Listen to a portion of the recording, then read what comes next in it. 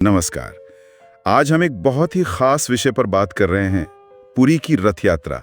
ये भारत के सबसे पुराने और सबसे भव्य त्योहारों में से एक है। जी हाँ, बिल्कुल। और हमारे पास जो जानकारी है वो पूरी रथ यात्रा दिव्य रथों का महोत्सव लेख से है। तो कोशिश रहेगी कि हम इसके महत्व, इतिहास और जो रस्में हैं उनको समझें। हाँ, मतलब एक गहरी चर्चा करते हैं इस पर। तो ये मूल रूप से भगवान जगन्नाथ, उनके भाई बलभद्र और बहन सुभद्रा की यात्रा है ना? जगन्नाथ मंदिर से गुंडीचा मंदिर तक। बिल्कुल। गुंडीचा मंदिर को उनकी मौसी का घर माना जाता है।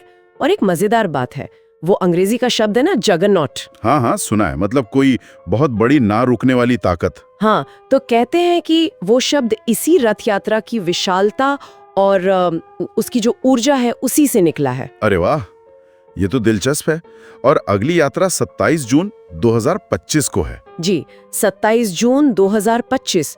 तो चलिए रथों से ही शुरू करें, वो तो इस यात्रा का केंद्र है। हाँ बिल्कुल, ये सिर्फ रथ नहीं है, मतलब आस्था के चलते फिरते प्रतीक हैं। सही कहा। 3 मुख्य रथ होते हैं। भगवान जगन्नाथ का रथ है नंदी घोष।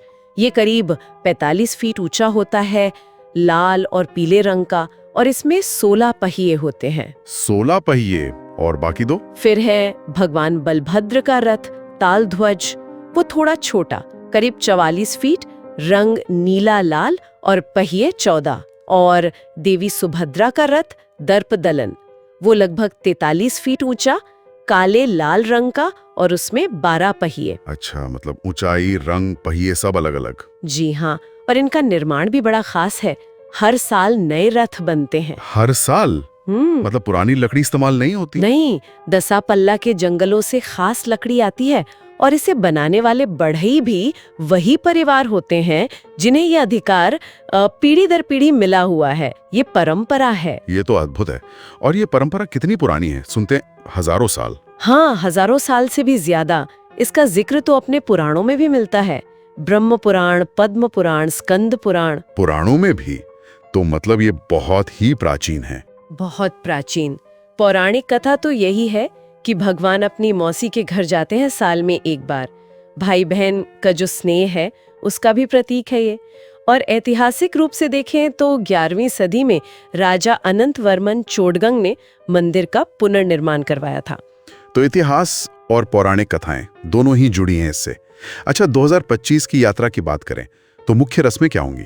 शुरुआत तो स्नान पूर्णिमा से होती है शायद। हाँ, 12 जून को स्नान पूर्णिमा है। उस दिन देवताओं को मतलब सार्वजनिक रूप से स्नान कराया जाता है। बड़ा आयोजन होता है वो भी। और उसके बाद? उसके बाद आता है अनवसर का समय। ये 13 से 26 जून तक। माना जाता है कि स्नान के बाद भगवान जैसे थोड़े अस्वस्थ हो जाते हैं तो वो एकांत में रहते हैं। उनकी खास सेवा होती है इस दौरान। अच्छा, ये अनवसर काल हुआ। और फिर 27 जून यात्रा का मुख्य दिन। उस दिन क्या क्या होता है? हाँ, वो बहुत महत्वपूर्ण है, छेरा पहारा। इसमें पुरी के जो गजपति महाराजा हैं वो सोने की झाड़ू से रथों के सामने रास्ते पर सफाई करते हैं। सोने की झाड़ू से? क्यों? ये प्रतीक है। ये दिखाता है कि भगवान के सामने सब बराबर हैं, चाहे वो राजा ही क्यों न हो। ये समावेशिता, ये बराबरी का भाव इस यात्रा की आत्मा है, कह सकते हैं। ये तो वाकई बहुत गहरा संदेश है। और फिर लाखों लोग रथ खींचते हैं। हाँ, लाखों भक्त मिलकर उन भारी भरकम रथों को खींचते हैं। वो भक्ति, वो सामूहिक ऊर्जा देखने लायक होती है। मान्यता है कि रथ खींचने से या सिर्फ दर्शन करने से ही पापों से मुक्ति मिलती है, मोक्ष मिलता है। अच्छा, कोई श्लोक भी है शायद इससे जुड़ा? जी, एक प्रसिद्ध श्लोक है, रथस्थम वामनम दृष्ट्वा पुनर्जन्म न विद्यते। मतलब रथ पर विराजमान भगवान के दर्शन करने से पुनर्जन्म नहीं होता।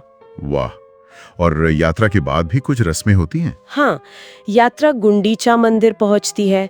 फिर कुछ दिन बाद 1 जुलाई को हेरा पंचमी होती है।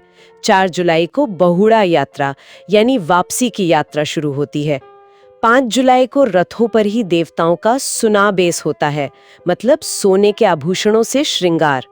और फिर उसी दिन नीलाद्री विजया, जब देवता वापस मंदिर के गर्भगृह में विराजमान होते हैं। इतना बड़ा आयोजन, इतने सारे लोग, इसे संभालना तो बहुत मुश्किल होता होगा, सुरक्षा वगैरह। हाँ, आजकल सुरक्षा एक बहुत बड़ा पहलू है।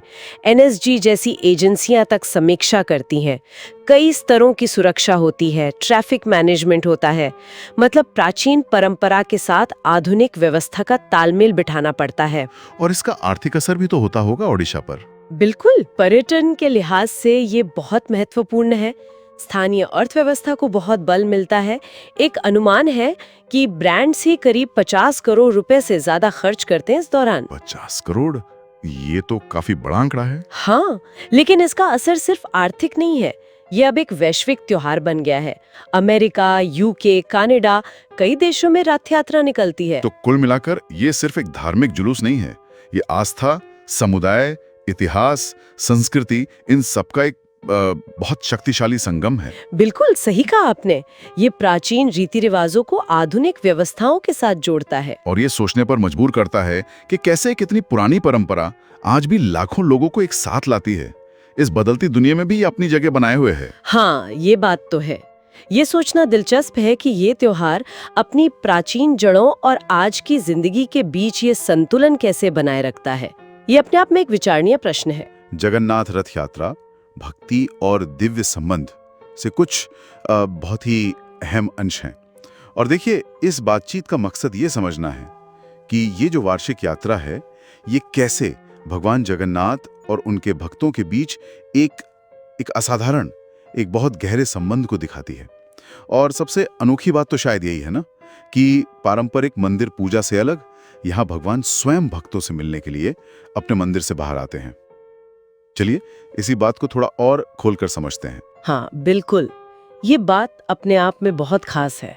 मतलब ये जो विचार है कि भगवान भक्तों के पास आ रहे हैं, ये हमारी पारंपरिक धार्मिक सोच को कहीं ना कहीं चुनौती देता है ना? हाँ, बिल्कुल। और ये भी दिखाता है कि जो दिव्य कृपा है वो सिर्फ मंदिर की दीवारों तक ही सीमित नहीं है, वो सबके लिए है। मतलब सभी के लिए सुलभ है, चाहे उनकी जाति, पंथ या सामाजिक स्थिति कुछ भी हो।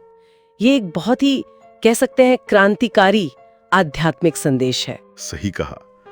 और भगवान जगन्नाथ का वो अनोखा रूप, वो बड़ी गोल आंखें, अधूरे अंग, बिना हाथ पैर के, उसका क्या प्रतीक है? मैंने हमेशा सोचा है इसके बारे में। हाँ, वो रूप भी बहुत बहुत गहरा है। यहाँ कुछ आकर्षक बात है। देखिए, ये रूप उनकी अनंत करुणा और उनकी सर्वव्यापकता का प्रतीक माना जाता है। वो जो बड़ी बड़ी आंखें हैं, वो दर्शाती हैं कि वे सभी को एक समान प्रेम की दृष्टि से देखते हैं, किसी में भेद नहीं करते।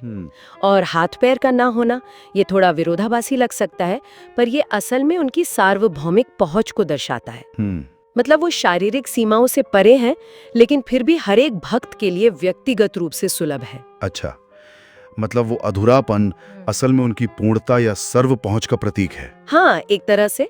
कुछ लोग तो ये भी मानते हैं, और ये भी एक दिलचस्प पहलू है, कि भगवान का ये अधूरा रूप दिव्यांग व्यक्तियों के साथ एक दिव्य पहचान, एक जुड़ाव को भी दिखाता है। अरे वाह, ये तो समावेश का एक और ही स्तर हो गया। बिल्कुल। तो फिर ये याबला गुंडीचा मंदिर पर समाप्त होती है, उसे मौसी का घर भी कहते हैं, है ना? हाँ हाँ, बिल्कुल। इसका क्या मतलब है? ये क्या दिखाता है? देखिए, ये सिर्फ एक मंजिल नहीं है। गुंडीचा मंदिर असल में ईश्वर और भक्तों के बीच के बहुत ही घनिष्ठ एक पारिवारिक बंधन का प्रतीक है। रानी गुंडीचा को भगवान की मौसी माना जाता है। अच्छा, मौसी? हाँ, और ऐसी किंवदंती है, ऐसी मान्यता है कि वे उनके लिए पोड़ो पीठा जैसे कुछ विशेष व्यंजन बनाती हैं। तो ये क्या दिखाता है? ये औपचारिक पूजा पाठ से हटकर एक सरल हार्दिक भक्ति के महत्व को दिखाता है। एक माँ जैसा स्नेह, एक सेवा भाव। ये तो बहुत ही प्यारा है। मतलब ईश्वर के साथ एक पारिवारिक स्नेह भरा रिश्ता। हाँ। और इसी तरह का एक पहलू शायद समानता के संदेश में भी झलकता है, खासकर वो छेरा पहनरा अनुष्ठान में। आपने बिल्कुल सही पकड़ा। वो छेरा पहरा रस्म, जब पुरी के राजा, जो उस क्षेत्र के सबसे बड़े शासक हैं, वो खुद सोने की झाड़ू लेकर रथों के आगे सफाई करते हैं, तो ये कितने शक्तिशाली रूप से दिखाता है कि ईश्वर के सामने सब समान है। हाँ। कोई पद, कोई हैसियत मायने नहीं रखती। ये समानता का एक बहुत बड़ा सार्वजनिक प्रदर्शन है। और मैंने सुना है कि इस यात्रा में भाग लेने या सिर्फ देखने मात्र से भी गहरे आध्यात्मिक लाभ मिलते हैं, ऐसा कहते हैं? हाँ, ऐसी मान्यता तो है ही। ऐसा माना जाता है कि रथ खींचने में मदद करने से या सिर्फ श्रद्धा भाव से यात्रा को देखने से भी जन्मों के जो नकारात्मक कर्म हैं वो धुल सकते हैं और शांति, स्वास्थ्य व आध्यात्मिक विकास मिलता है। यहाँ तक कि रथ की रस्सी को छूना भी पापों से मुक्ति और दिव्य आशीर्वाद देने वाला माना जाता है। अच्छा, पर बात इससे भी थोड़ी गहरी है अगर आप देखें तो। वो कैसे, जरा समझाइए। देखिए, ये जो बाहरी तीर्थ यात्रा है ना, इसे एक आंतरिक आध्यात्मिक यात्रा के रूप में भी देखा जा सकता है, एक प्रतिबिंब की तरह। जैसे भगवान अपना भव्य मंदिर छोड़कर एक सरल गुंडीचा घर जाते हैं, वैसे ही भक्तों को भी एक तरह से प्रोत्साहित किया जाता है कि वे अपने हृदय को, मतलब अपने मन को वासना, ईर्ष्या, अहंकार जैसी अशुद्धियों से साफ करें, ताकि वो ईश्वर का स्वागत करने योग्य बन सकें। बिल्कुल, अपने हृदय के उस सरल गुंडीचा घर को तैयार करें जहां ईश्वर का वास हो सके। तो ये एक तरह से कृष्ण को हमारे दिलों में वापस लाने का ध्यान है। क्या इसका वृंदावन की लीलाओं से भी कोई संबंध है? हाँ, बिल्कुल है। अगर हम इसे बड़ी तस्वीर से जोड़ें तो ये कृष्ण यानी जगन्नाथ कि उनके भाई बहन बलराम और सुभद्रा के साथ वृंदावन वापसी का स्मरण कराता है। वृंदावन जहां उनके भक्तों के साथ बेहद निजी और प्रेमपूर्ण संबंध थे, जैसे माँ यशोदा का वात्सल्य भाव था। तो ये जगन्नाथ जो ब्रह्मांड के स्वामी हैं, उनसे व्यक्तिगत प्रेम की ओर एक बदलाव है, एक ज्यादा करीबी रिश्ते की ओर। तो कुल मिलाकर ये यात्रा सिर्फ एक भव्य जुलूस नहीं है, ये तो ईश्वर की अपार करुणा, उनकी सहजता, उनकी सुलभता और भक्तों के साथ उनके गहरे व्यक्तिगत संबंध का एक जीवंत उत्सव है। भगवान का स्वयं बाहर आना, उनका वो अनोखा रूप, मौसी के घर का महत्व, समानता का संदेश, ये सब जैसे इसी एक बात की ओर इशारा करते हैं। आपने बिल्कुल सही सार निकाला। ये पारंपरिक धारणा को पूरी तरह उलट देता है। जहां आमतौर पर भक्त ईश्वर के पास जाते हैं, यहाँ तो ईश्वर स्वयं भक्तों के पास आते हैं।